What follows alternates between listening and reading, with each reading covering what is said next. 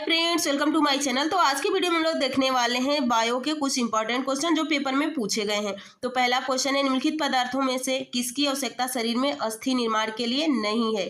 तो यहाँ पे आप देख सकते हैं, यहाँ पे एक क्वेश्चन दिया है कि मानव शरीर की सबसे बड़ी ग्रंथि कौन सी है। तो यकृत है। इन सारे क्वेश्चनों को हम लोग पहली क्लास में डिस्कशन, इससे पहले वाली क्लास में डिस्कशन कर चुके हैं। तो उस क्लासेस को नहीं देखे तो आप प्ले लिस्ट में जाइए, जरूर देखिएगा। तो चलिए इसका आंसर देखिए क्या होता है। ऑप्शन क्या दिया है, कैल्शियम, फास्फोरस, विटामिन, सोडियम। तो यहाँ पे सही हो जाएगा ऑप्शन डी, सोडियम। मानव शरीर में नस आवेग के संचरण हेतु निम्नलिखित में से किन दो खनिजों का उपयोग होता है। तो यहाँ पे पोटेशियम और आयोडीन, आयरन और फास्फोरस, सल्फर और सोडियम, तो सोडियम और पोटेशियम। अगला क्वेश्चन देखिए, यहाँ पे मिलान करना है। तो देखिए उरोस्थी, जो कोलेरा बोन, यहाँ पे नी कैप और शोल्डर ब्लेड। यहाँ पे देखिए क्या आप लोग का सही हो जाता है। तो यहाँ पे देखिए आप पटेला कहाँ पे पाई जाता है। देखिए यहाँ पे पूछा गया है कि कौन सी हड्डी कहाँ पाई जाती है। तो देखिए उरोस यानी ब्रेस्ट बोन आप लोग के स्टर्नम में पाई जाती है। कॉलर बोन यानी कॉलर बोन आप लोग का सही हो जाता है ऑप्शन ए यानी क्लविकल होती है। अगला है नी कैप, नी कैप आप लोग का पाया जाता है पटेला में। और शोल्डर बोन पाया जाता है स्कैपुला में। तो यहाँ पे सही ऑप्शन हो जाएगा ऑप्शन डी। अगला क्वेश्चन देखिए, सूची तथा यहाँ पे भी सम्मिलित करना है मलेरिया, फाइलेरिया, एंजीफाइलेटिस, ल्यूकीमिया, रक्त कोशिकाएं। तो यहाँ पे देखिए आपका सही ऑप्शन होता है, यहाँ पे भी मिलान ही करना। क्या पूछा गया है, नीचे दिए गए कूट से सही उत्तर चुनिए। तो यहाँ पे मलेरिया, बौने में अस्थि मज्जा, फाइलेरिया मस्तिष्क, एंजीफाइलेटिस मांसपेशियां, ल्यूकीमिया लसिका ग्रंथि। तो यहाँ पे देखिए आप लोग का सही हो जाता है। यहाँ पे देखिए मलेरिया, मलेरिया से प्रभावित होती है लसिका ग्रंथि। अगला है फाइलेरिया, फाइलेरिया आप लोग की मांसपेशियां में होती है। एंजीफाइलेटिस यहाँ पे आप लोग का हो जाता है बोन मैरो यानी अस्थि मज्जा में। यह ल्यूकीमिया होती है, ल्यूकीमिया में सॉरी यहाँ पे देखिए जो एंजीफाइलेरिया होता है यहाँ पे प्रभावित करता है रक्त कोशिका को। और अगला है यहाँ पे देख सकते हैं ल्यूकीमिया, तो ल्यूकीमिया आप लोग की अस्थि मज्जा को प्रभावित करता है यानी ऑप्शन बी सही हो जाता है। अगला क्वेश्चन देखिए, यहाँ पे भी मिलान करना, ब्रेस्ट बोन कहाँ पाई जाती है, collarbone, kneecap, shoulder bone. ये जो ऊपर आप लोग इसका मिलान किए हैं वही है। तो स्टर्नम आप लोग की कहाँ पे पाई जाती है। तो यहाँ पे देखिए यहाँ पे सही हो जाता है आप लोग का।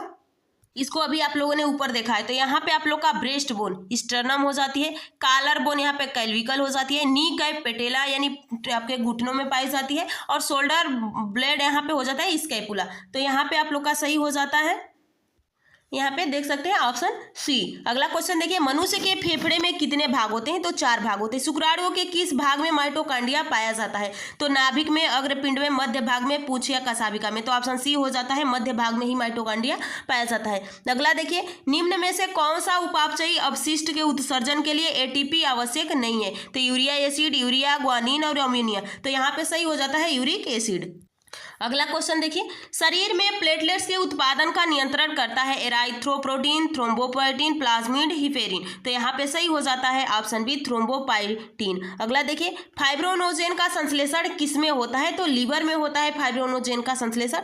एटीपी है ऑक्सीकरण में सहायक एंजाइम, एक हार्मोन, उच्च ऊर्जा वाले फास्फेट बंध का अणु, और एक प्रोटीन। तो ऑप्शन सी सही हो जाता है। अगला क्वेश्चन देखिए, स्तनधारियों में कार्बोहाइड्रेट किस तरह से संचित होता है। तो लीवर तथा स्प्लीन में ग्लाइकोजन के रूप में, मांसपेशियों में लैक्टिक एसिड, लीवर और मांसपेशियों में ग्लूकोज, लीवर और मांसपेशियों में ग्लाइकोजन के रूप में स्थित होता है। अगला देखिए, यूरिया बनती है। तो यहाँ पे आप लोग का सही हो जाता है ऑप्शन डी, अनिर्धुन चक्र में। अगला देखिए, यहाँ पे देख सकते हैं, मानव स्वास्थ्य के लिए ट्रांस वसा सामान्यतः हानिकारक समझा जाता है क्योंकि यह स्तर एचडीएल, एलएडीएल। अगला देखिए, ट्राइग्लिसराइड का, इंसुलिन का, तो एल का बना होता है यानी ऑप्शन ए सही हो जाता है। अगला देखिए, निम्नलिखित रेडियो तत्वों में से किसका उपयोग मनुष्य के शरीर में रक्त प्रवाह की गति मापने के लिए किया जाता है। तो यहाँ पे सही हो जाएगा रेडियो सोडियम की।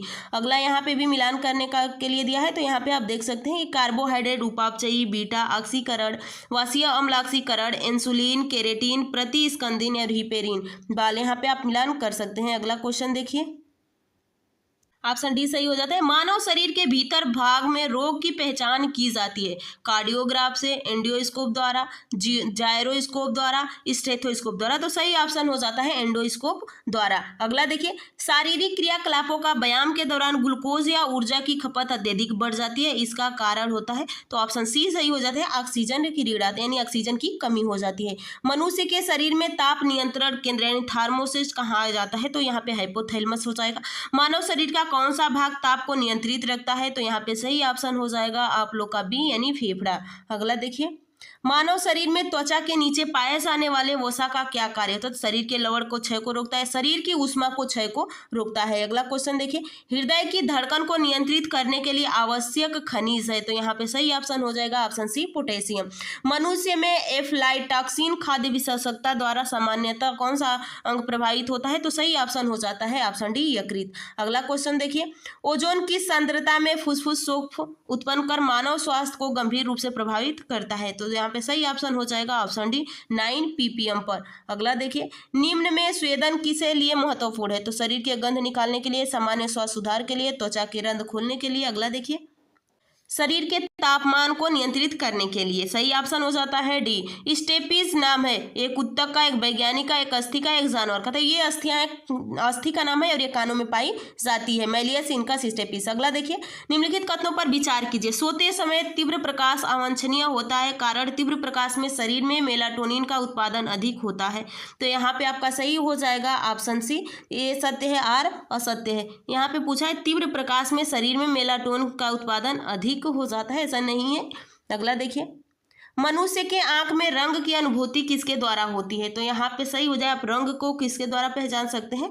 तो यहाँ पे कोन सेल द्वारा, रॉड सेल द्वारा। तो कोन से कलर या कोन, इससे रिलेट कीजिएगा। और ये प्रकाश के लिए उत्तरदायी होती है। अगला देखिए, मानव नेत्र का वो भाग जिसमें रक्त वाहिकाएं उपस्थित नहीं रहती हैं। तो रक्त वाहिकाएं नहीं होती है आप लोग की कर्निया में। कर्निया सीधे ही ऑक्सीजन प्रकाश यानी हवा से ले लेता है, इसमें कोई वाहिकाएं नहीं पाई जाती हैं, इसमें ब्लड नहीं पाया जाता है।